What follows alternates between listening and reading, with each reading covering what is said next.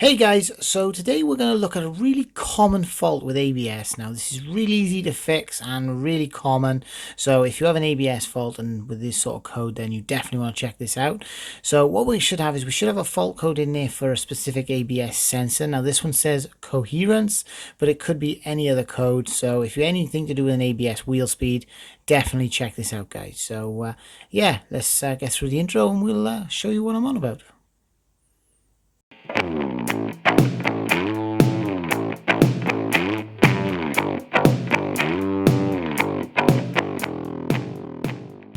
Right then, guys, so what we're looking at here basically now is around the drive shaft CV, you're looking at the ABS pickup ring. So if we just look around the drive shaft, you'll see this dark ring, which basically is what the ABS sensor picks up on for your wheel speed. Now, it does actually get a little bit magnetized. I don't know if there's actually magnets inside there or something like that.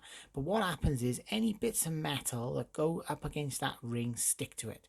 So when you look at it, it'll actually look a little bit wavy. And it's not wavy itself, it's just where little tiny filings of metal has stuck to it. Now, if you look on my ring there, just in line with my CV boot clamp where it's crimped, you'll see I've got a little metal disc stuck to my ABS ring. Now, if I get a screwdriver and just give it a bit of a push, you'll see there it moves. Now, obviously that isn't supposed to be there, so what I'm doing is I'm just moving it away, and then what I'll do is I'll get a little pointy pliers in there and just pick it up really carefully. Now, you don't want to damage this ring. It's only rubber or plastic, so you don't want to damage it because it'll give you a bad signal. But that's what my fault was, guys. Real simple one to fix, and yeah, anybody with an ABS fault, I would check this first. So yeah, thank you. Have a good day.